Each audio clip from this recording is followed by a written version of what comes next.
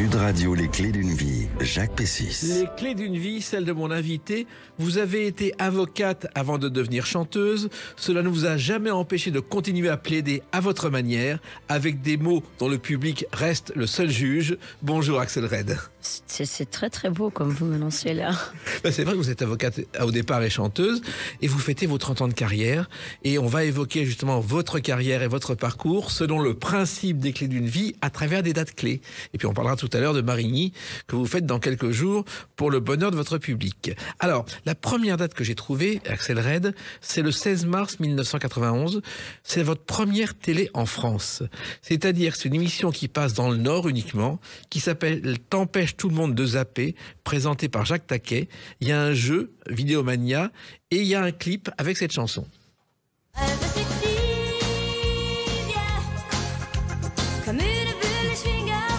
Kennedy Airport, qui d'ailleurs s'appelait avant, je ne sais pas si vous le savez, Little Wild Beach Golf, parce que c'était un golf à l'aéroport avant d'accueillir les avions. Ah oui. Et c'est juste après la mort de Kennedy, un sénateur qui a proposé que le nom porte que l'aéroport porte le nom du président défunt. Ah, vous m'apportez des nouvelles informations, c'est magnifique. Alors cette chanson, je crois que c'était Daniel et Richard Seff qui vous l'avez écrite et composée. Absolument. En fait, avant de chanter en français, je suis passée par l'anglais. Non, c'était d'abord l'anglais, en fait, parce que bon, j'avais toujours écouté beaucoup de la musique. C'était un peu qu'est-ce qu'on écoute quand on est petit. D'abord, c'est la collection que tu trouves à la maison. Et j'ai une maman qui est mélomane. Elle faisait aussi des cassettes pour les discothèques. Et dans sa collection, il y avait beaucoup de musique soul, mais aussi bien la soul Motown. C'est pour ça que je fais la référence parce que ce single il est très référence Motown, mais on écoutait aussi à la maison des musiques plus soul profond comme le son de Stax, Isaac Hayes ou encore de Stevie Wonder et Marvin Gaye. Ils ont fait aussi des prods qui étaient un peu moins pop. Et mais j'ai écouté d'autres choses. J'écoutais aussi les crooners. Au départ, je chantais en anglais. Il était question que je fasse un album en anglais avec Mick Ronson qui avait flashé sur ma voix. C'était le producteur de Lou Reed et de David Bowie qui est venu dans ma ville natale. Bon, après, premièrement, il est décédé trop tôt, et puis le label à Londres, ça n'a pas fonctionné parce que le monsieur, c'était un peu un type MeToo, donc voilà, j'ai dit bye bye. Oui. Voilà, je suis arrivée en France et pourtant, moi, en fait, j'écrivais déjà en fait en français mes histoires d'amour et tout ça parce que j'étais très attirée par cette langue. Mais c'est vrai que je n'avais pas encore composé des musiques. Et donc, en fait, en parlant quelles étaient mes influences, quelqu'un a pensé à Daniel et Richard Seff parce que Daniel, par exemple, il a beaucoup cet amour aussi de Randy Newman. C'est très beau, ces beaux accords en fait. Et donc, c'était vraiment chouette de pouvoir me dire tiens, en fait, il y a des gens en fait qui ont une oreille ou qui sont intéressés par cette musique qui m'inspire moi. Par la suite, la suite c'est que j'ai commencé à composer moi-même et à écrire et tout ça. Mais j'étais en tout cas très très contente d'ailleurs, c'est resté des amis. C'est très important aussi. Mais donc voilà, quand il y a le talent qu'on peut à un moment donné partager et qu'en plus après ça peut devenir des amitiés, ça donne toujours des belles choses. Voilà. Et alors l'influence effectivement au départ par votre mère qui est pianiste, c'est une chanteuse que vous avez ensuite interprétée. Vous avez tout trouvé, vous. Aretha Franklin, c'était vraiment votre idole et celle de votre maman.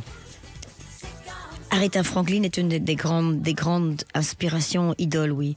C'est juste que je me suis dit à un moment donné, mais elle m'influence, mais je vais jamais savoir chanter comme elle. Donc il faut très vite j'ai compris qu'il fallait que je trouve ma façon de faire cette soul. Et j'ai compris aussi qu'en fait, c'était pas juste en posant ma voix comme ça à essayer de créer de la force, mais qu'en fait, ça vient de la soul. C'est quelque chose il y a une touche spirituelle. Quand tu vois, par exemple, Amazing Grace après de Aretha Franklin à l'église, tu te rends compte que c'est pas juste cette force. C'est un truc qui c'est du vécu, c'est les tripes, donc voilà, en fait,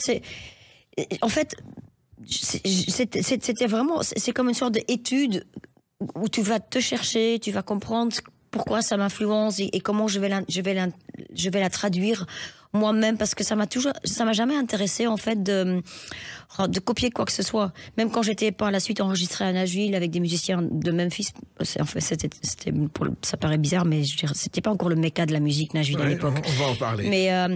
Mais même là aussi, c'était pas le but de copier quelque chose qui existe, parce que sinon tu fais du karaoké avec des nouvelles chansons, c'est pas le but. Mais c'est de trouver en fait le lien entre tout ce qui t'influence. J'étais aussi influencée par exemple par les crooners qui étaient Elvis Presley. Donc c'est trouver en fait le lien. Et puis la chanson française, l'air de rien, je veux dire, on écoutait ça beaucoup aussi à la maison. Et donc je voulais vraiment, donc j'avais cet amour pour cette langue française. Donc une fois que j'ai décidé de chanter en français, je me disais, je voulais aussi écrire des paroles à la hauteur de ceux que j'aimais. J'écoutais beaucoup les Aznavour, je sais pas, Michel Berger, nomme-le. Et donc c'est trouver en fait un sorte de fil rouge et inventer un peu ton style à toi. Vous savez que vous avez un point commun avec Aretha Franklin, c'est-à-dire qu'elle a commencé au même âge que vous à 14 ans. Car votre premier disque à 14 ans, sous le nom de Fabi, c'est un disque en anglais Little Girls. Et quand je chantais Little Girls, en fait, comme j'étais, en fait, j'écoutais beaucoup aussi, en fait, la musique de mon époque, évidemment, qui était une époque plus avec les synthés et tout ça. Et pourtant, il y avait des gens intéressants aussi qui faisaient des influences soul avec les synthés. Je pense au Simply Red et tout ça. Mais j'étais attirée très très forte par cette musique d'avant qui était un peu entre la soul, que ce soit dans toutes les nuances. On comparait beaucoup ma voix à l'époque à celle de Brenda Lee. Exactement. Qui est I'm Sorry. Et donc voilà. Donc simplement pour dire que je cherchais un peu comme. Après, il y a eu, quand Amy Winehouse est arrivée, oui. C'était bien après. Et quand elle a travaillé avec Mark Ronson aussi, c'était le même genre de personnage où en fait, tu nais en Angleterre, tu es blanche, mais tu es attirée par toute cette musique et après, il faut essayer d'avoir ta touche personnelle et elle l'a trouvée avec Mark Ronson. Voilà. Et alors, 14 ans quand même, c'est très jeune pour faire un enregistrement, même sous un pseudo, Axel Red. J'étais jeune, c'est vrai, mais... comment dire, à 6 ans, je savais ce que je voulais faire. Voilà. Je voulais faire de la musique, je voulais être chanteuse ou bien diplomate ambassadeur. Et après, quand je me rends compte que j'ai par la suite fait le droit et que même si je suis pas devenue avocate, mais que je suis très engagée humainement, en fait, j'ai jamais trouvé la justice dans mes cours de droit, mais je suis toujours à la recherche d'ailleurs, éternellement. Mais donc, je me souviens que quand j'étais petite, je cherchais toutes les possibilités possibles de pouvoir être sur une scène. Et par exemple, j'ai pu faire ce disque, le premier Little Girls, parce que j'avais demandé à mon papa qui était dans la politique, et je voulais rien avoir avec la politique, mais je savais qu'il y avait un bal. C'était le bal de sa partie. Et j'ai dit, un bal, musicien. J'ai dit, est-ce que je peux chanter? Et donc en fait, chaque fois qu'il y avait il était aussi, en fait, non mais c'est tout bête, mais il était aussi échevin de la ville. Oui, c'était bourgmestre, maire adjoint, quoi. Oui, et donc en fait, il était aussi des festivités. Et donc je savais qu'à chaque fois il y avait les fêtes des groupes de carnaval, parce qu'annuellement ils font des fêtes. Et moi je me disais simplement scène. Et donc du coup je me disais il y a un public, voilà. Et donc voilà, c'était. Je chantais devant la classe. Les copains de classe demandaient si à la récré, juste avant la récré, si je pouvais monter sur scène. Avec ma copine, on chantait à deux. Et donc voilà, quand j'ai pu faire ce premier single, j'étais aux anges. C'était toute une autre époque, hein. Il y avait un tout petit peu des télécrochets et tout ça, mais il n'y avait pas de Voice, il n'y avait pas toutes ces émissions. Donc je veux dire, quand tu entends comme Elvis Presley, ou quand tu entends, parce que ça c'est encore une époque avant, mais je veux dire, il fallait vraiment être comment dire, appelé. Avoir envie, en surtout. Avoir envie et être appelé de je sais pas quoi, parce que c'était pas les émissions qui venaient me chercher. Voilà. Alors, ça se passait à Hasselt, en Belgique. Hasselt est une ville célèbre pour une raison, c'est-à-dire qu'il y a eu entre 1997 et 2013 une expérience unique en Belgique, les bus gratuits. Et vous savez tout ça? Oui. Waouh. Vous le saviez, ça? Mais bien sûr. Ouais. On appelait ça le boulevard vert. Oui. Le boulevard vert. Ils étaient assez précurseurs, en fait. Oui. Alors, wow. Fabi, c'est le premier disque, et ensuite il y a Axel avec une seconde chanson.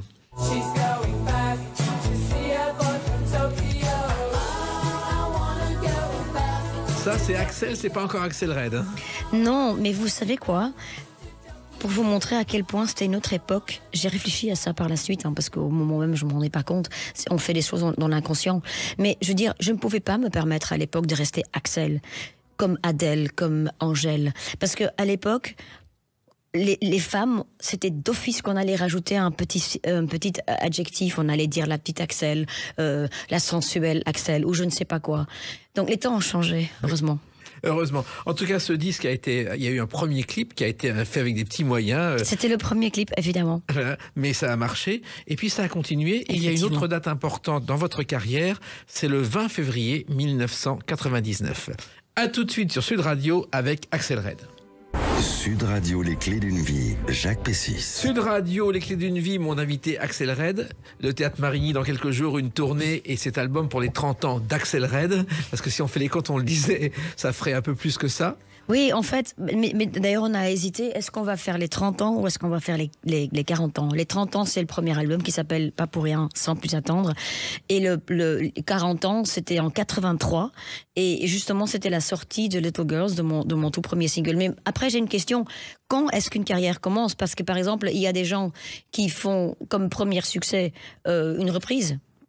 Alors, est-ce qu'une carrière commence avec le premier titre qui est le titre à toi, ou est-ce que ça commence avec le rêve? Est-ce que ça commence à la naissance? Je sais pas. Moi, ça commence à 6 ans parce que je voulais faire ça. Voilà. Mais quand on aime, on ne compte pas de toute façon. Ah, pas mal ça. Alors, 20 février 1999, l'Olympia, une soirée présentée par Michel Drucker, et qui, devant Céline Dion et Lara Fabian, obtient le trophée de l'interprète féminine de l'année? Axel Red. C'était devant Céline Dion et Lara Fabian. Elles étaient aussi nominées et vous avez gagné devant elles. Désolée pour elles. Belle compagnie, je dirais. Mais c'est un moment fort pour vous quand vous avez entendu votre nom. Mais ce que je trouvais dommage, c'est que, mais c'est toujours comme ça dans la vie, c'est que j'ai pas pu aller chercher ce prix parce que je venais d'accoucher. Et j'avais mon premier bébé, Janelle. Oui. Et d'ailleurs, je me souviens, on a enregistré. J'ai pas montré le visage du bébé, mais j'ai comment dire, on a pré-enregistré mes remerciements avec le bébé dans les bras. Donc c'était quand même assez beau en fait. Tout venait au même moment. Parce que en plus, c'était 99. Oui. C'était l'année aussi de la Coupe du Monde. Exactement. Quand j'ai chanté avec Youssou N'Dour, c'est l'année où je me suis mariée après 10 ans d'années heureuses. Oui. C'était le bébé. Après, à vrai dire, tout de suite après, on a eu aussi la première grande crise. Ça n'a rien à voir du couple, mais ça c'est strictement privé. Mais bon, je veux dire, dans la vie, apparemment, tout arrive comme ça. C'était une bonne année. Voilà. Et l'album qui avait déclenché cette victoire de la musique, il portait ce titre, ce qui était aussi celui d'une chanson.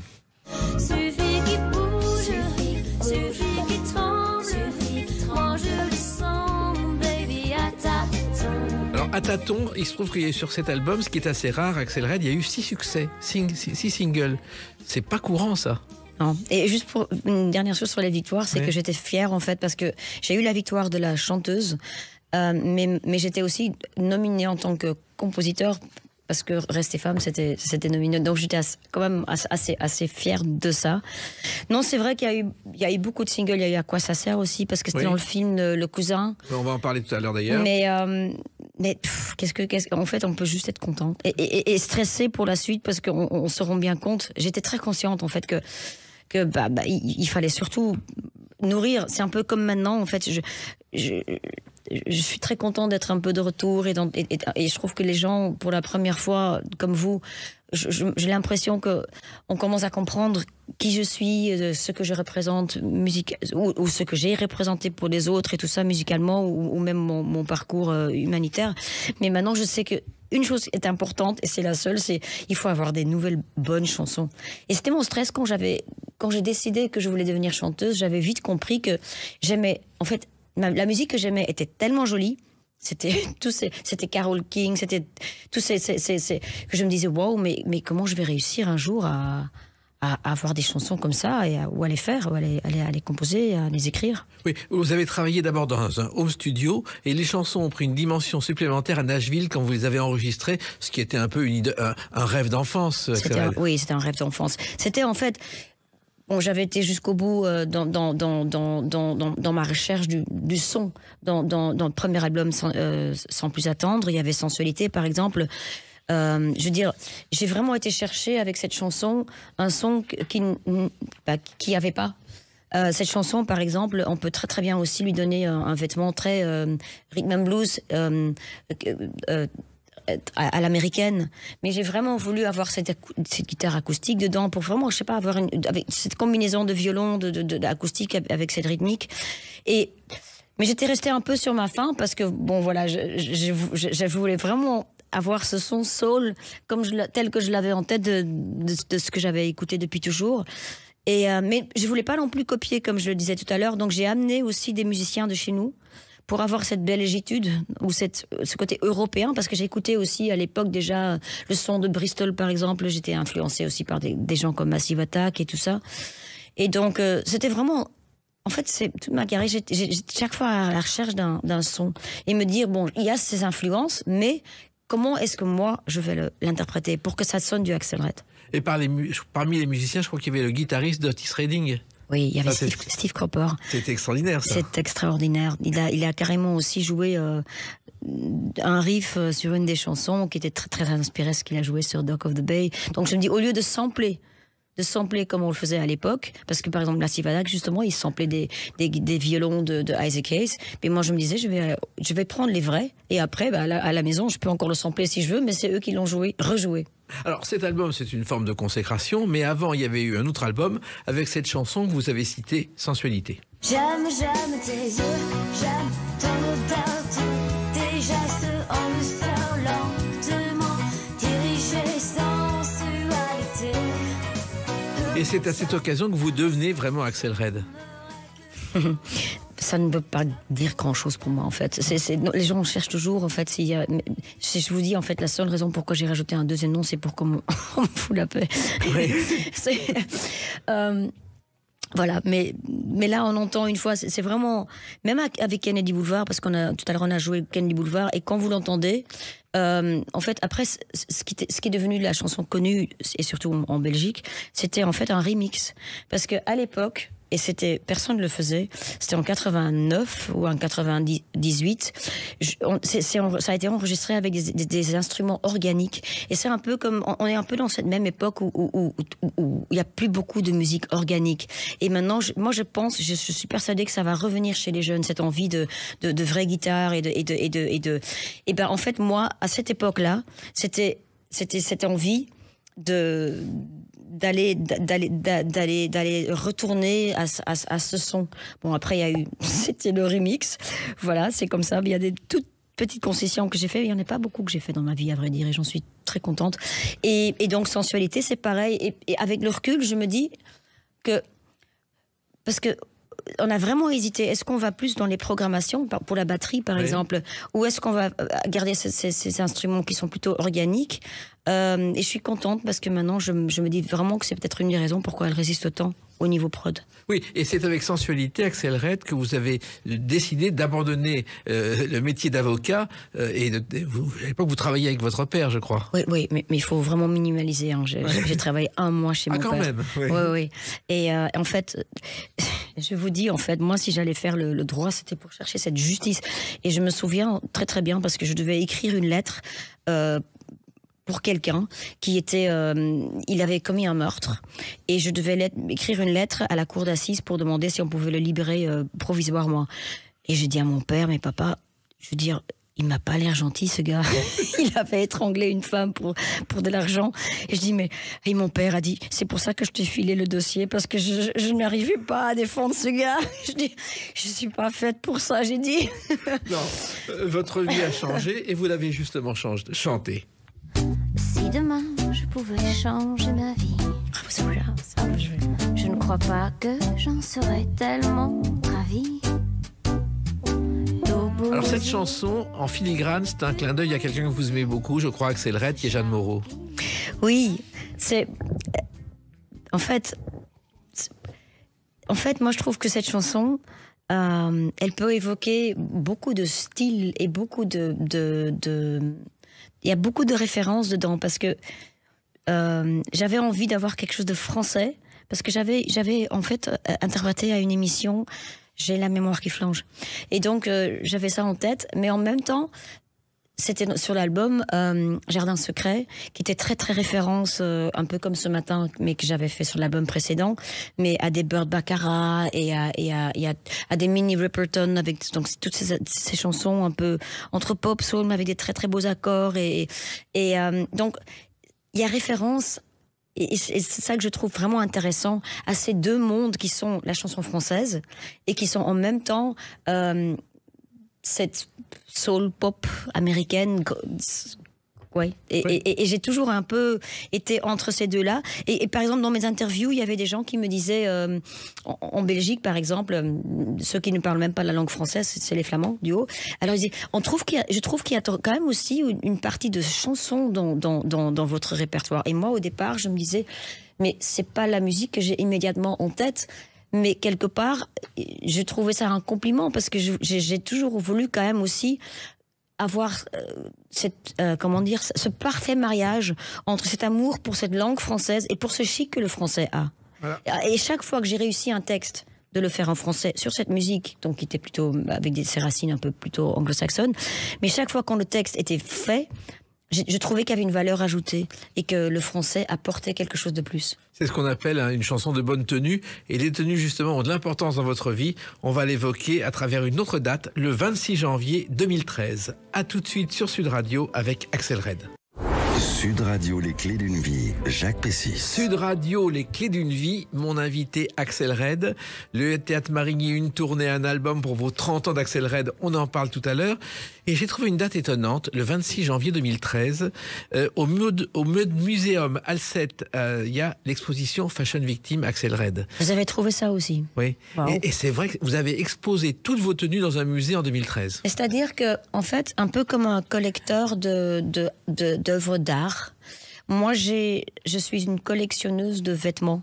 En fait, j'ai toujours été une grande fan des beaux vêtements. Et carrément, j'ai eu cette chance, parce que beaucoup de gens n'ont pas cette chance, c'est que mes parents finançaient mes études. Mais je travaillais déjà en tant qu'étudiante. Et avec mes premiers argents que je gagnais, j'investissais dans des vêtements. Et au départ, c'était les créateurs français. J'avais acheté une robe d'Alaya, mais c'était cher, je dirais. J'ai une robe d'Alaya, j'ai un ensemble de Lolita Lempicka.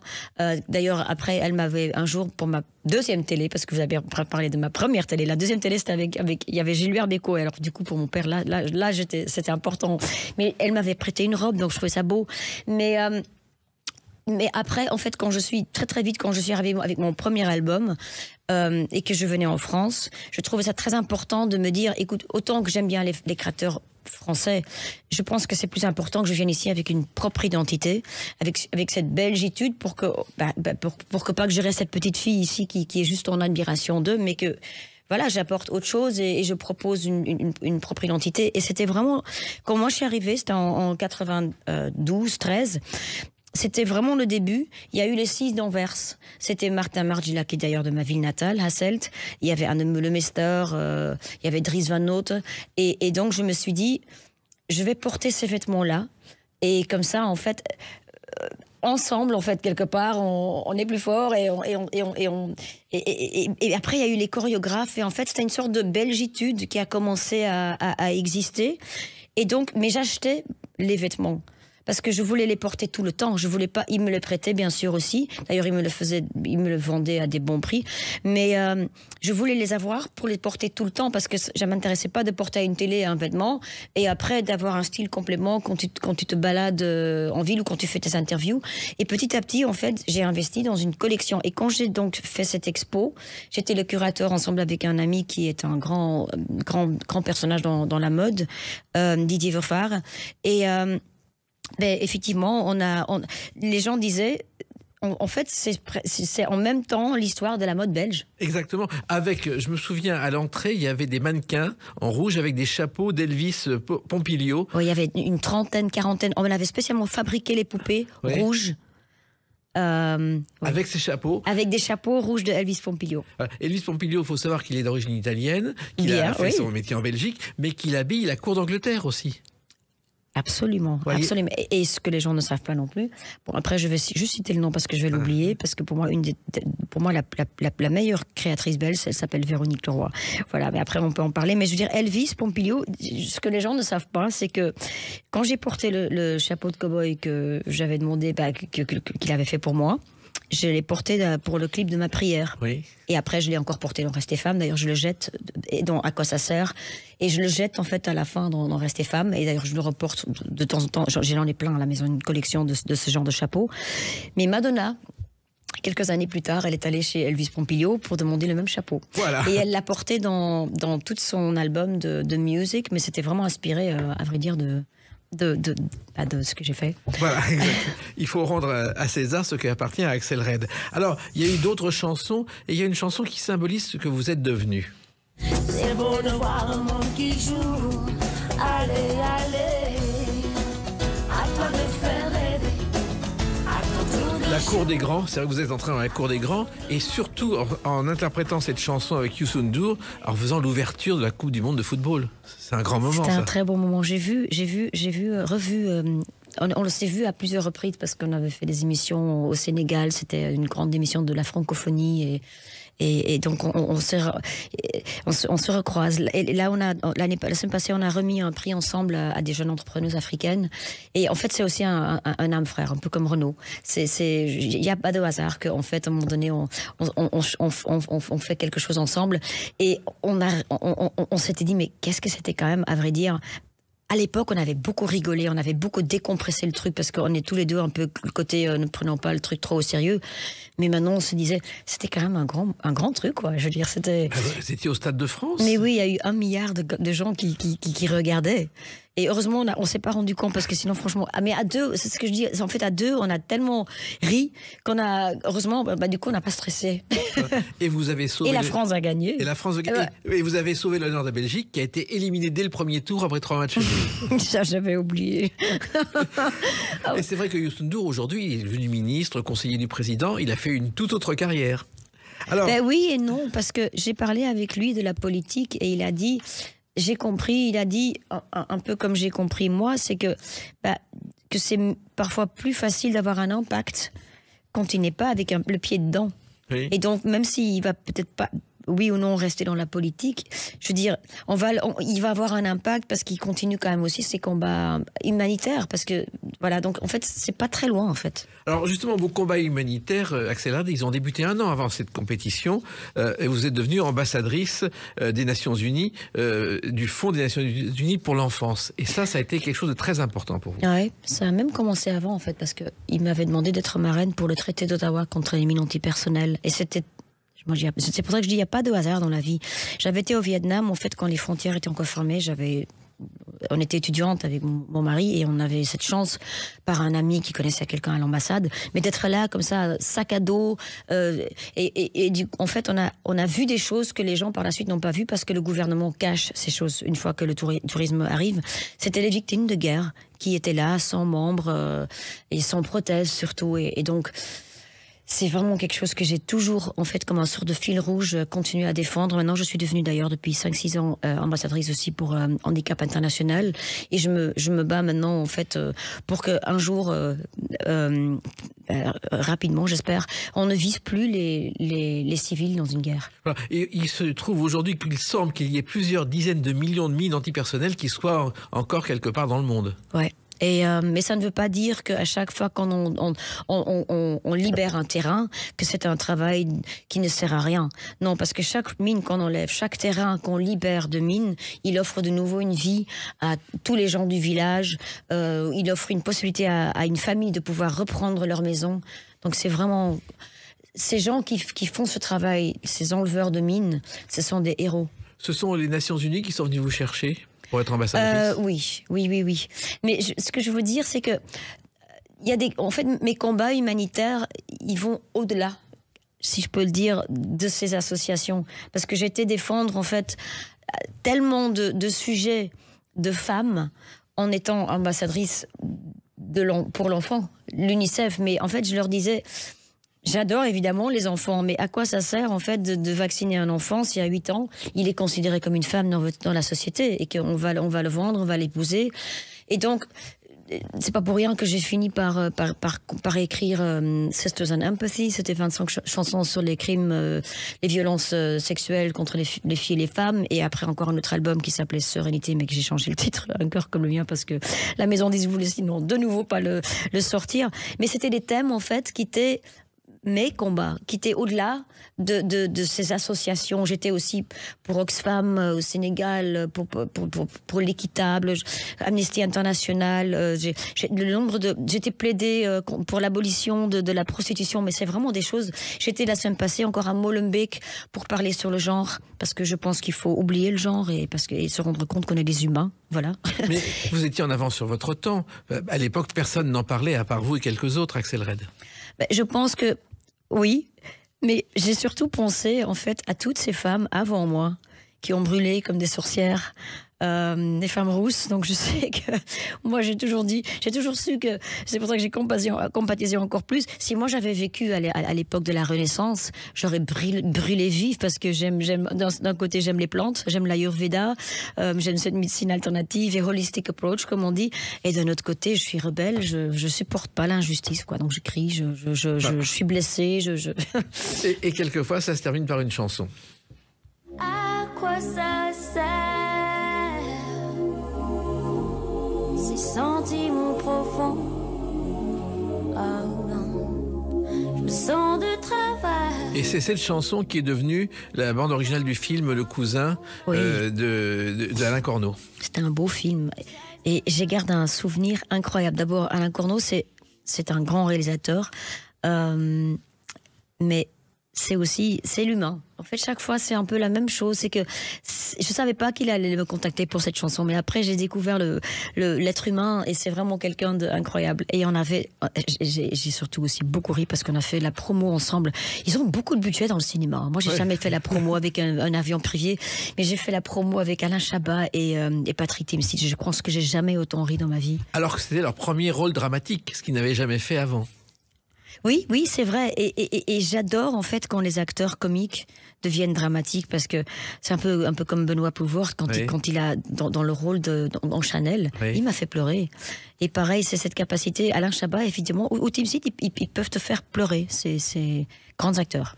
Et puis il y a une autre chanson, bien sûr, très connue, qui a compté dans votre carrière. Deux étrangers au bout du monde, si différents. Deux inconnus, deux anonymes, mais pourtant pulvérisés sur l'autel. Je crois que c'est Renaud qui est venu vous chercher. Il avait la musique depuis longtemps. Il y a les attentats et il a l'idée de mettre les paroles et il veut faire un duo. Il pense à vous. Mm-hmm. En fait, j'ai toujours été évidemment très très fan de la personne, de l'artiste, mais aussi de l'humain, parce que je soupçonnais que c'était quelqu'un j'appelle ça vulnérable, invincible, comme je dis dans ma chanson, c'est ma life, c'est ma vie. Et bon, il a la plume évidemment. Et j'ai pas hésité parce que la chanson, le texte, c'était trop fort. Et puis surtout, pour moi, c'est un sorte de âme sœur, âme frère. Mais ce qui n'était pas évident, et je le dis sincèrement, c'est que parfois les choses n'arrivent pas forcément au bon moment, parce que en même temps, premièrement, en fait, c'était, je pense, le moment où j'étais le plus au top de ma carrière. C'est juste avant cette chanson. Et j'avais un album qui s'appelait Face A, Face B, que j'avais terminé. J'avais, par exemple, une chanson qui parlait du 11 septembre. J'avais une chanson où je me mets aussi dans la peau d'une victime qui n'était pas maintenant, qui est une enfant qui marche sur une mine antipersonnelle et qui pense comme la petite fille et comme le petit portoricain qui va mourir. Et j'ai même évoqué une même image que les sens, en fait, je pense qu'ils seront plus développés quand on pense qu'on va mourir, c'est ce ciel bleu. J'ai cette même image. Et donc, il n'y a pas de hasard. Mais c'était pas évident parce que c'était merveilleux que cette chanson soit devenue connue, aussi bien pour nous deux, mais même, je pense, à vrai dire, peut-être même pour les gens, parce que ça fait réfléchir les gens un peu quand même, sans donner la leçon. C'est ça ce que fait une chanson parfois.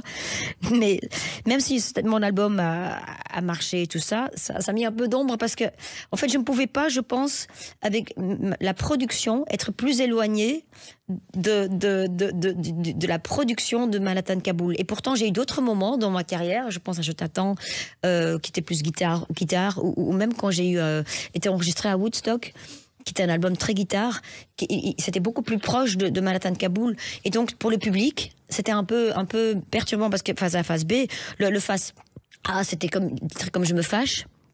Face B, c'était soul, mais même avec des influences disco, donc plus comme on retrouve maintenant aujourd'hui des artistes comme Carla Luciani et tout ça.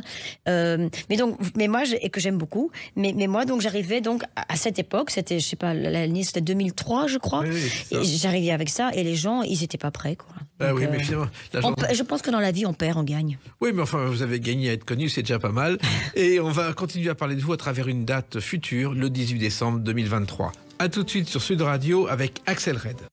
Sud Radio, les clés d'une vie, Jacques Pessis. Sud Radio, les clés d'une vie, le retour d'Axel Red avec alors 30 ans de carrière, on va dire ça, 30 ans de carrière d'Axel Red qui sont fêtés par un album avec des chansons, on en a vu certaines, on va en entendre d'autres, et avec ce théâtre Marigny à Paris, où entre deux tournées à travers la France et la Belgique, vous êtes un cadeau de Noël puisque le 18 décembre, vous faites un concert là-bas. Oui, donc il y a beaucoup de choses différentes parce que pour l'instant, je suis en train de faire des concerts. J'ai fait un concert pour les 30 ans. Le lendemain, hier, j'ai fait un concert de Noël. En fait, pendant le Covid, juste pour résumer, j'ai une liste comme ça dans ma vie des choses que j'ai encore envie de faire. Et elle est très, très, très longue parce que moi, je pars de l'idée qu'on doit réaliser ses rêves jusqu'à la fin de notre vie. Tout le monde. Et le plus tôt possible quand on est. Et sur cette liste, il y avait l'album de Noël parce que j'ai toujours été une fan de ces albums américains. Chaque artiste américain, à un moment donné, il fait son album de Noël. C'est les mêmes chansons. On peut en trouver des nouvelles qui sont un peu plus originales et tout ça. Et d'ailleurs, maintenant, j'en ai composé, je dois encore faire les paroles. Et j'étais chercher quelques-unes qui n'ont pas été refaites. Par exemple, j'ai fait une chanson de Hot Chocolate, une chanson de Edith Piaf que peu de gens connaissent parce que pour moi, c'est la petite fille aux allumettes, ça s'appelle Noël de la rue. Oui. Et j'ai voulu le faire à ma sauce. Mais donc, pendant le Covid, j'étais pas bien. J'ai eu un vaccin que j'ai fait par amour pour les autres, mais j'étais très très mal. Et puis, ces injustices, ça me rend malade. Mais littéralement, donc je trouve qu'on a maltraité les vieux. Le secteur culturel était discriminé. Je connaissais personnellement tellement de musiciens, d'artistes qui ils n'avaient pas de soutien. En Belgique, on était, à vrai dire, encore plus discriminés parce que au niveau, le ministre de la Culture, ça n'existe pas, en fait. C'est un poste en plus de notre poste chez un ministre. Et donc, je voulais faire quelque chose de positif. Et donc j'ai rassemblé un peu mes filles sont venues chanter avec moi parce que je me dis écoute, on s'ennuie, venez chanter. Et comme elles étaient grandes, elles pouvaient choisir elles-mêmes parce que moi j'ai jamais voulu trop exposer mes filles, mais maintenant elles sont adultes, donc elles m'accompagnent pour des chansons. Et avec les vêtements, la mode, on s'éclate et j'ai un band incroyable. Il y a des cuivres sur scène, il y a des chœurs, ça danse, ça bouge. Pour moi Noël c'est aussi, en fait. Dans Noël, je retrouve tout ce que je trouve dans ma musique, dans le sens, c'est pour ça que j'ai choisi un peu les chansons en fonction. Ça veut dire, c'est romantique, c'est cet émerveillement de l'enfance, c'est un mot que j'ai utilisé en C'est ma life, c'est ma vie. Il y a aussi ces moments de réflexion, on est triste des guerres qui sont en train de se passer, mais essayons d'éviter les petites guerres du quotidien. Exactement. Et parmi les chansons de Noël, il y a celle-ci. Have yourself a merry little Christmas. Make the Yuletide gay. C'est Billy. From now on, our troubles. C'est émouvant, mais dès qu'on entend le chant de Noël, on a tous un sentiment de retrouver notre enfance. Oui, et c'est pour ça que c'est pour ça que j'ai dit aux filles, allez, c'est pas un truc voilà mes 3 stars, parce que ma fille aînée, elle a déjà fait, elle travaille sa carrière d'actrice et elle est aussi à l'université, elle est très engagée. Mais ici, c'était pas que je les expose comme 3 stars, non, c'était plus le côté Family Von Trapp, allez, on s'amuse, on partage. C'est ce grand moment de partage, en Voilà, fait. et de partage en souvenir de l'enfance. Et je crois que dans votre enfance, ce qui vous a marqué, c'est préparer des cookies. Ah, oui, vous savez tout, ça. Ah, les spéculoos. C'est bon, les spéculoos. Ah, les spéculoos, c'est bon. En fait, dans ma région, et c'est une région on peut trouver Hasselt, mais la même région se trouve aussi dans la partie Wallonie, c'est Liège. Oui. Et ben les spéculoos sont super épais. Et tu les manges et t'as mangé pour 4 jours. Exactement. Mais il faut savoir que les vrais cookies, ils ont été inventés aux États-Unis en 1938 par 2 cuisinières dans un restaurant qui ont pensé à ne pas faire fondre le chocolat et de mettre des petits morceaux. Et c'est comme ça que c'est né. Et ça a fait le tour du monde. Oui. Wow. Elle s'appelait Grave Wakefield et Sue Breeds. Voilà. Wow. Alors, vous avez cet album avec une compilation de tas de chansons. Et puis cette chanson nouvelle dont vous avez parlé, c'est My Life. C'est ma life, c'est ma vie, c'est moi qui l'ai choisi. Vulnérable, invincible, rien n'est impossible. C'est ma life, c'est ma vie, je la rêve chaque nuit. Vulnérable, invincible, rien n'est impossible. Ben voilà, ça résume votre parcours et votre carrière. Est-ce que vous pensiez que 30 ans après vos débuts, vous seriez encore là, Axel Red? En fait, la raison pourquoi je trouvais ça bien de venir en France, c'est que je me disais, je pense que s'il y a un pays dans le monde où on aura une possibilité de faire une vraie carrière, c'est la France. Et c'est vrai, il y a un côté fidèle.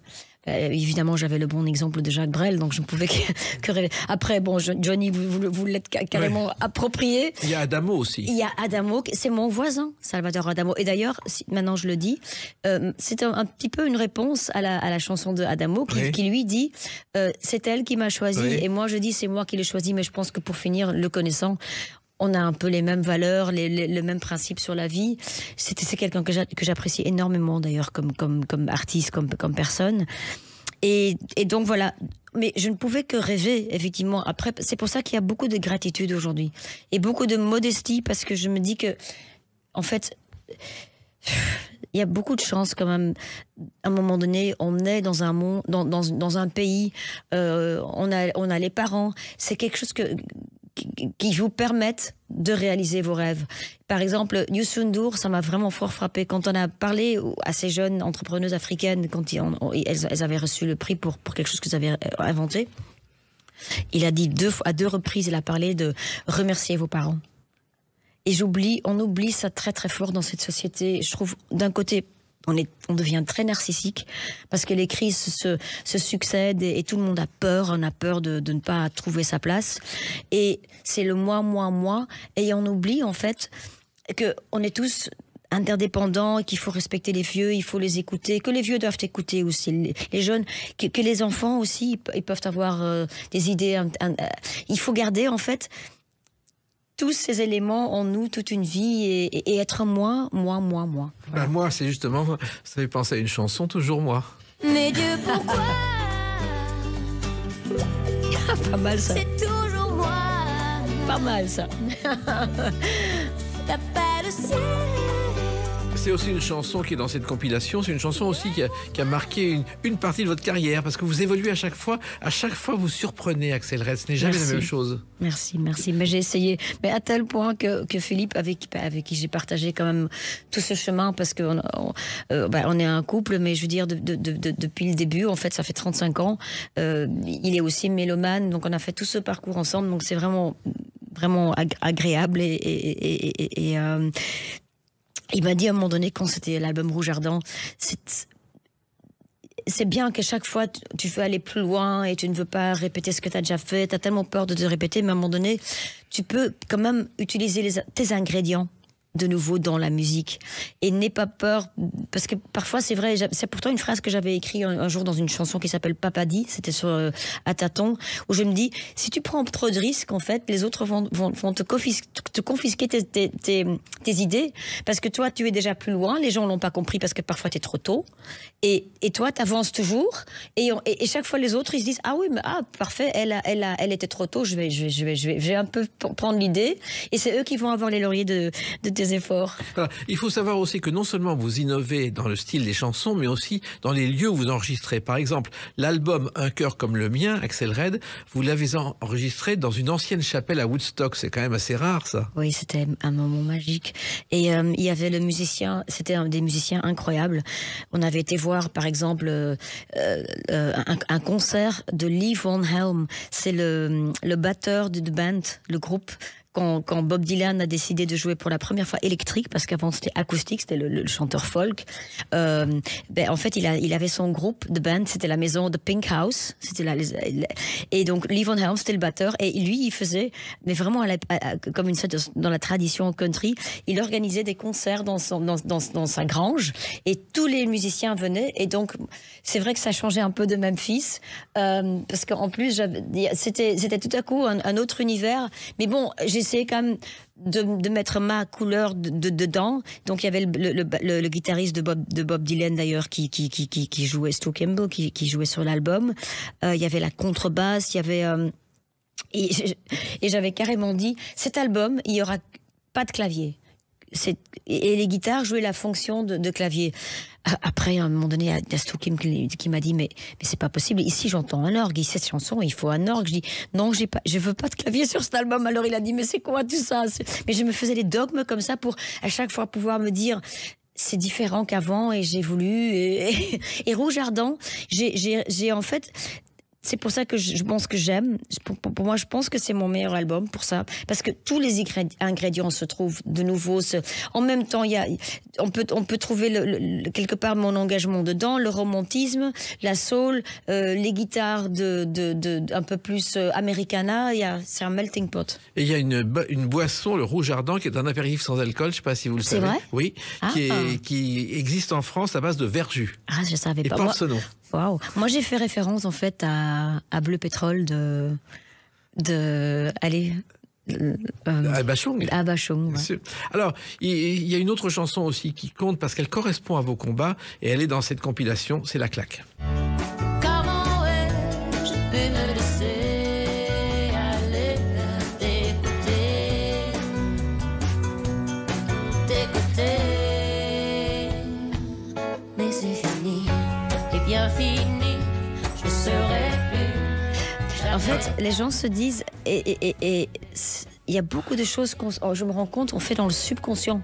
Par exemple, ça c'est l'album Un cœur comme le mien, qui d'ailleurs aurait dû s'appeler Serénité, mais la maison de disque n'a pas voulu déjà sortir Sesto un petit, donc ils ont dit ici, non pas encore ce titre avec Sœur, 15 ans avant MeToo, donc c'était vraiment, ça faisait peur. Et inconsciemment, je pense, je me suis dit, il faut que il y a un côté masculin qui manque, parce que il faut que je ramène le côté masculin pour montrer que ce combat féministe, il est humaniste. Il faut que j'inclue les hommes. Et donc, du coup, non seulement j'ai fait appel à des collaborations avec Florent Marchais, avec Ben Mazué, avec Miosek, avec Stéphane Escher, avec Florent Marchais, avec Gérard Moncey. Je voulais guitare, donc ça fait quand même un peu homme. Je veux dire, ça fait plus homme. Et puis, inconsciemment, j'étais carrément chanté plus bas. Voilà. C'est fou comme... Ouais. En fait, chaque album, je me rends compte que c'est une sorte de réponse au précédent et aussi une réaction à comment il a été perçu et donc les critiques que tu peux avoir eu ou que tu puisses avoir eu ou l'incompréhension ou les bâtons qu'on te met dans les rues. Et donc, moi, je me suis toujours battue parce que je veux être libre, je suis rebelle et ça me rend carrément malade, mais ça ne m'empêche pas de le faire. Et donc, voilà, c'est un peu comme, c'est vraiment un côté comme ça, battante. Il faut continuer comme ça. Alors, je rappelle qu'il y a cette compilation pour vous dire, allez, 30 ans de carrière, mais vous avez toujours 20 ans, qu'on peut se procurer, que vos fans peuvent retrouver avec cette chanson inédite, c'est My Life. Il y a Marigny, le 18 décembre, pour fêter Noël. Et ça, c'est un grand moment. Et puis, il y a une tournée qui continue parce que vous n'allez pas vous arrêter là. Non, vraiment pas. En fait, j'ai repris goût. Je suis en train de travailler sur de nouvelles chansons et je m'amuse à nouveau. Et c'est le seul moyen parce que si je m'amuse, je fais des bonnes choses. Voilà. Et voilà, donc non, je m'amuse trop. Voilà. Écoutez, vous avez tellement de choses à dire que pour le prochain album, vous reviendrez dans les clés d'une vie, parce qu'on a merci. 10 000 choses encore à se dire qu'on ne Merci s'est pas dit. beaucoup pour cette belle interview. Vous avez vraiment tellement fait des efforts pour chercher les choses. J'apprécie beaucoup. Eh ben, c'est un bonheur, merci partagé. Merci Axel Red. Les clés d'une vie, c'est terminé pour aujourd'hui. On se retrouve bientôt. Restez fidèles à l'écoute de Sud Radio.